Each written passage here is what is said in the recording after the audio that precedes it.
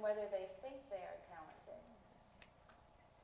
Students who believe they can do something because you believe in them will work hard to make that belief come true. And when they believe they're going to be musicians and they believe that they are musicians, they'll think and act as musicians both in and out of the studio. I'm a 9th grader, and I'm a baseball player, and I take piano from Mrs. What's her name again?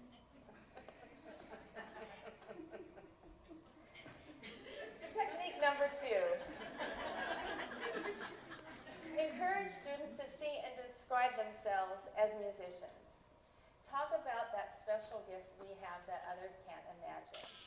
Don't you all feel sorry for people who aren't musicians? Say things like, remember 6 months ago, you couldn't even play a note on a piano, and look at you now, you're a musician. Or, aren't you glad you're a musician? Or, we musicians are special. Or say, I have the best job in the world teaching musicians like you. I never listened to classical music. That's just at my lessons because and me and her, well, like we listen to classical pieces, those really long ones, those boring ones. But like it's well, I like doing it, but kind of when I only like to do it when I feel like it.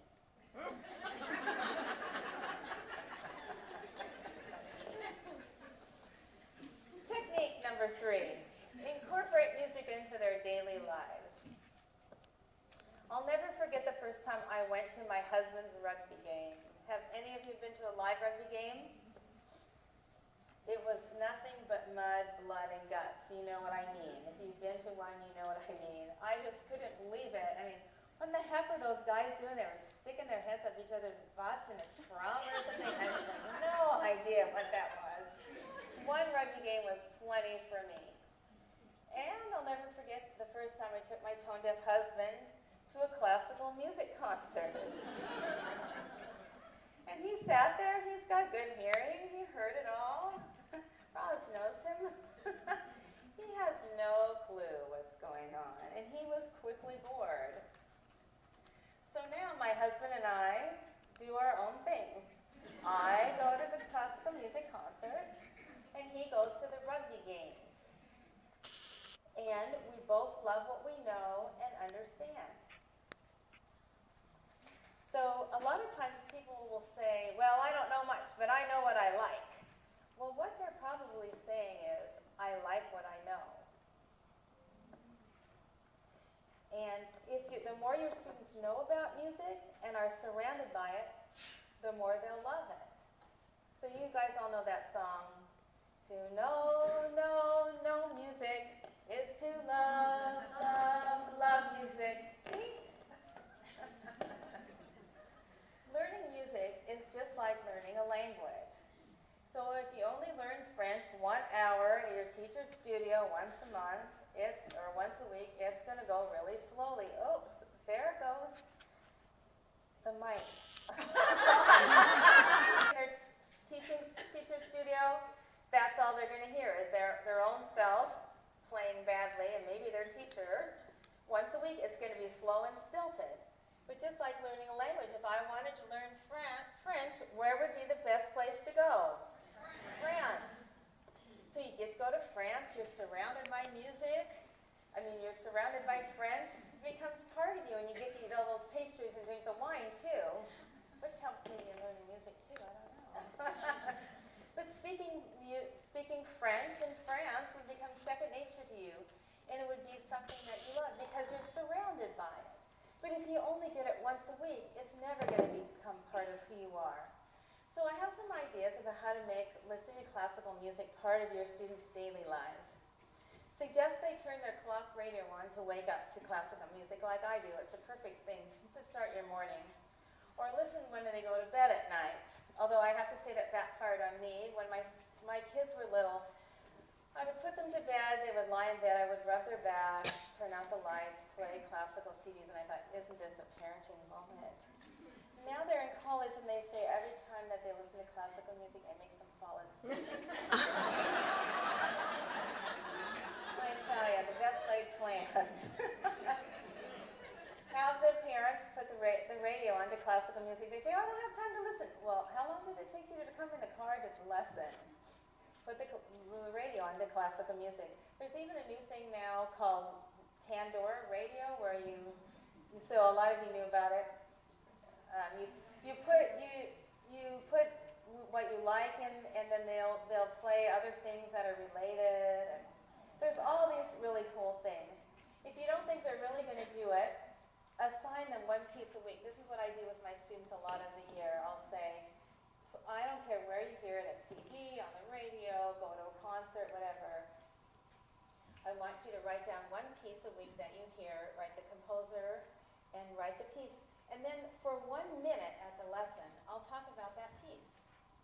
And it's a real fast music history lesson, because almost all the pieces that they're going to bring, you'll know something about.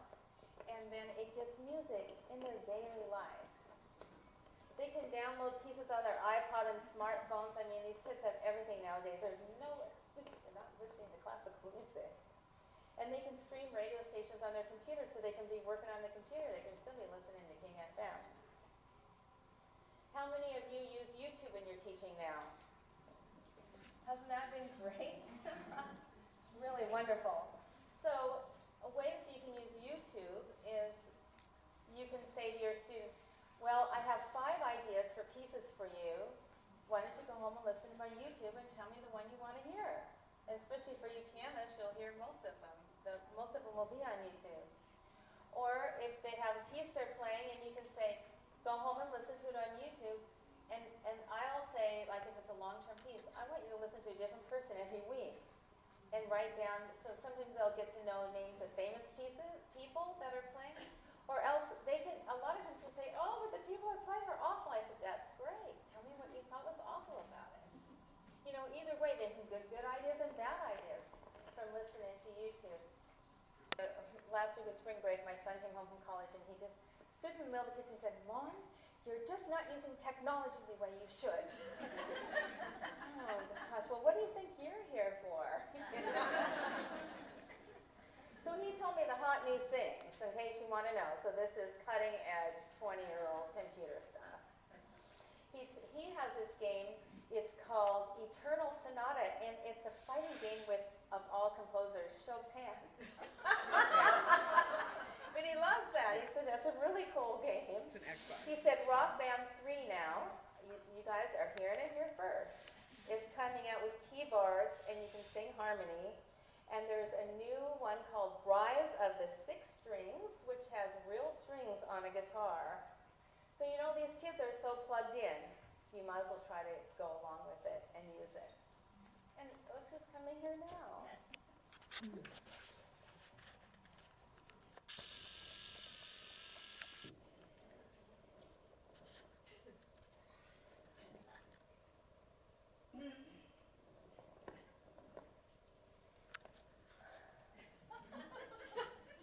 Well, Dan, how did you work on that tricky sonata, that tricky rhythm go this week? There's rhythm in the piece? Oh, yeah. Yeah. Oh, yeah. I couldn't really do it too much because Mom was busy. I didn't know it was your mother who was taking lessons. Well, Mom just kind of has a way she knows about rhythm and stuff because she's kind of old. So she helps me, but she was busy. Well, what could you have done without your mother, Dan? Well, I just don't remember that I'm supposed to practice until I come back here. Dan. Okay, have any of you ever had a dependent Dan?